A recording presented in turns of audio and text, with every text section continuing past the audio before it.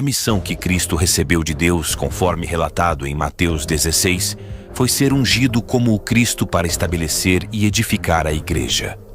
Ele próprio é a pedra angular, sendo o alicerce dessa construção. A revelação sobre Cristo e a igreja constitui o fundamento dessa edificação.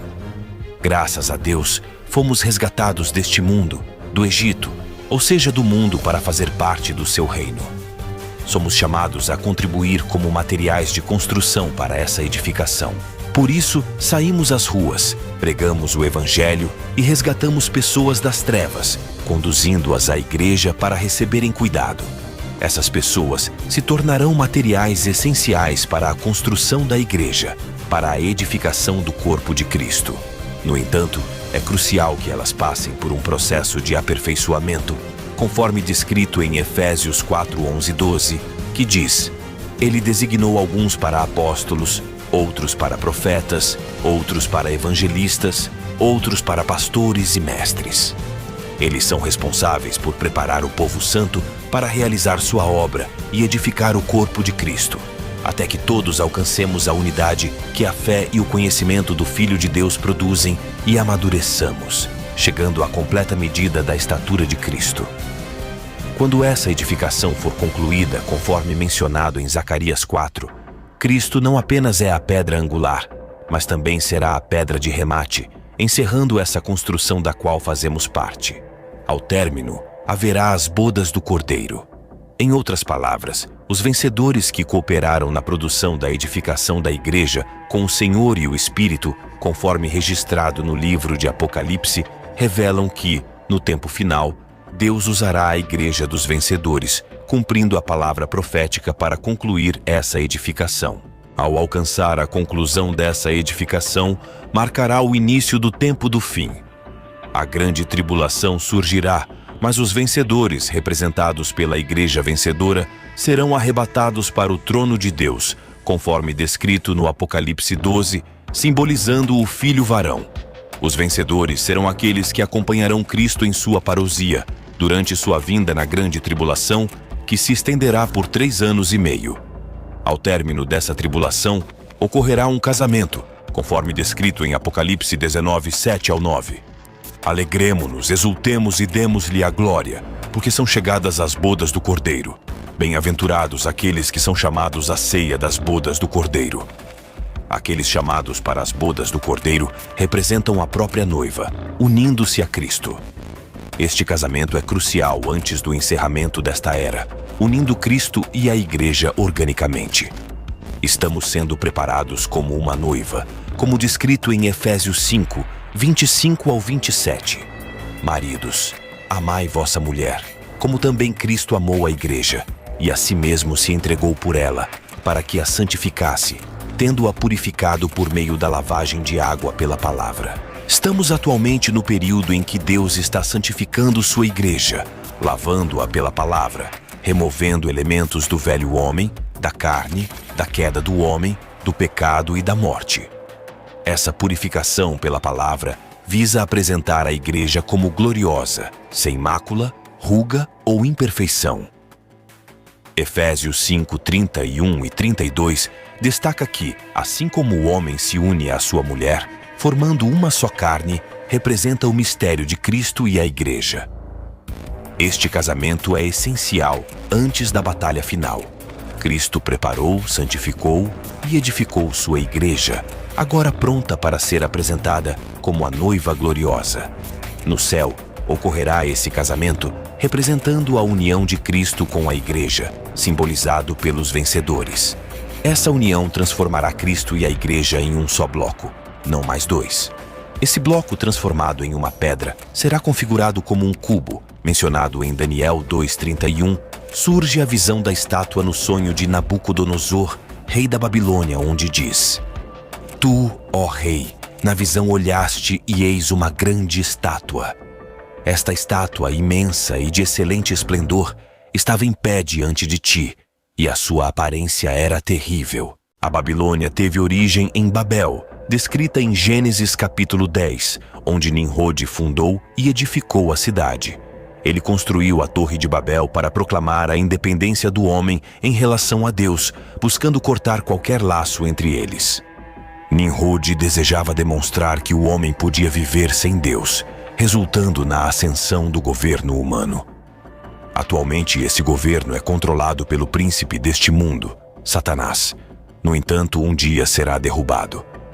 A estátua que Nabucodonosor viu representa o governo humano construído com o propósito de desafiar o governo de Deus. Desde Gênesis 3, o homem se desvinculou do governo divino, declarando independência em Gênesis 10. Este afastamento é evidente em Salmos 2:1, onde os reis da terra conspiram contra o Senhor e seu ungido, buscando romper os laços com Deus. O homem, conforme expresso no Salmo, proclamou a independência de qualquer vínculo com Deus. Estamos, portanto, chegando ao final dos tempos com o mundo caminhando nessa direção. Vocês testemunharão a crescente pressão deste mundo, afastando cada vez mais o homem de Deus. O mundo está fortemente orientado para eliminar qualquer vínculo com Deus, sua palavra e a Bíblia. No último tempo, o anticristo se levantará contra tudo que representa Deus, inclusive desejando ser adorado como Deus, colocando uma imagem em seu santuário. Entretanto, o Senhor estabeleceu sua igreja com um governo celestial. Nós declaramos que queremos Deus como nosso governante. Desejamos o governo de Cristo e seremos usados na edificação da igreja para derrubar o governo estabelecido por Nimrod. Retornando a Daniel 2:31 ao 33, Tu, ó rei, estavas vendo, e eis aqui uma grande estátua. Cada parte representa diferentes impérios ao longo da história, com os pés de ferro e barro simbolizando o resquício do Império Romano nos dias atuais, parte forte e parte frágil. O governo humano que existe em nossos dias é simbolizado por essa estátua. Em Daniel 2:34 ao 35, uma pedra, representando a união de Cristo com a igreja, é cortada sem auxílio de mãos humanas. Veja o que diz. Estavas vendo isto, quando uma pedra foi cortada sem auxílio de mãos, a qual feriu a estátua nos pés de ferro e de barro, e os esmiuçou. Então foi juntamente esmiuçado o ferro, o barro, o bronze, a prata e o ouro, os quais se fizeram como a pragana das eiras no estio, e o vento os levou, e não se podia achar nenhum vestígio deles. A pedra, porém, que feriu a estátua se tornou uma grande montanha e encheu toda a terra. Esta pedra, resultado do casamento nas bodas do Cordeiro, se torna um só bloco, uma única pedra, cortada por Deus. A pedra feriu a estátua nos pés de ferro e barro, esmiuçando todos os impérios anteriores, e ela mesma tornou-se uma grande montanha que encheu toda a terra. Essa montanha, conforme revelado em Daniel 2:44, que diz: Mas nos dias desses reis, o Deus do céu suscitará um reino que não será jamais destruído, nem passará a soberania deste reino a outro povo, mas esmiuçará e consumirá todos esses reinos e subsistirá para sempre. Essa pedra representa o reino que Deus suscitará nos dias destes reis, um reino indestrutível que permanecerá para sempre, esmiuçando e consumindo todos os reinos anteriores. Apocalipse 21, 1 ao 3, revela o novo céu e nova terra após o milênio, onde a cidade santa, a Nova Jerusalém, desce adornada como a noiva para seu esposo. Neste contexto, a esposa é composta por todos os membros da igreja, não apenas os vencedores representados em Apocalipse 19. Em Apocalipse 21:3, uma voz do trono proclama que Deus habitará com os homens, tornando-se o Deus deles para sempre. Na versão Jerusalém, a expressão destaca que Ele, Deus com eles, será o seu Deus, indicando a união eterna de nosso Deus com a humanidade. Apocalipse 21, 9 ao 11 continua mostrando a visão da noiva, a esposa do Cordeiro, representada pela santa cidade de Jerusalém descendo do céu, cheia da glória de Deus. Essa imagem simboliza a união eterna entre Deus e a humanidade. Apocalipse 20, 9 ao 11, descreve a cidade santa, a Nova Jerusalém, com um fulgor semelhante a uma pedra preciosíssima, como jaspe cristalina. No versículo 16, revela que a cidade é quadrangular, formando um cubo com comprimento, largura e altura iguais, medindo 12.000 estádios.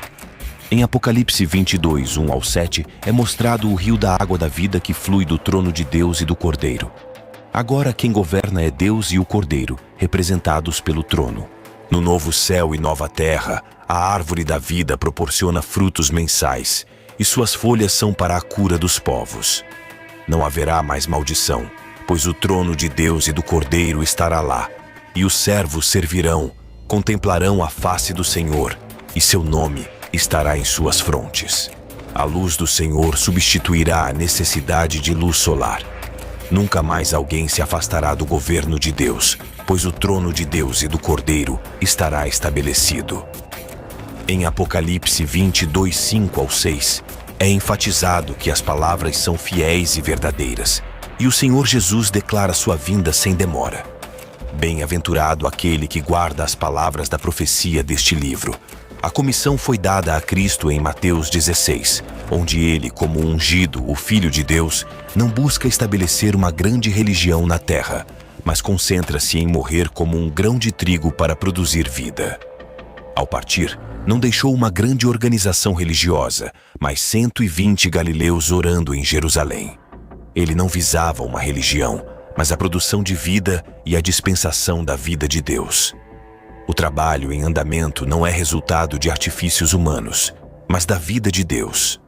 A obra divina acontece pela vida de Deus, que vem através da palavra de Deus. Ele recebeu a grande comissão, como evidenciado em Mateus 16, 18, onde promete edificar sua igreja, vencendo as portas do inferno. Através da igreja edificada, ele introduzirá o reino de Deus na terra. A grande comissão nos chama a edificar a igreja e trazer de volta o reino de Deus, começando pela pregação do Evangelho. Nos últimos anos, fomos levados às ruas para alcançar as multidões e criar uma rede de cuidado na igreja. Este encargo e linha de serviço serão fundamentais. Um sinal dos tempos, conforme mencionado por Jesus em Mateus 24:14, é a disseminação global da mensagem do Evangelho. O versículo diz: "E este Evangelho do reino será pregado em todo o mundo como testemunho a todas as nações, e então virá o fim." Essa profecia destaca que, à medida que a mensagem do Evangelho alcance todos os cantos do mundo, esse evento precederá o fim dos tempos. Essa proclamação abrangente do Evangelho é vista como um indicador significativo, sinalizando o cumprimento dos tempos finais. A abordagem global da pregação do Evangelho demonstra o alcance universal da salvação e prepara o caminho para eventos escatológicos que levam ao retorno de Cristo e ao estabelecimento final do seu reino,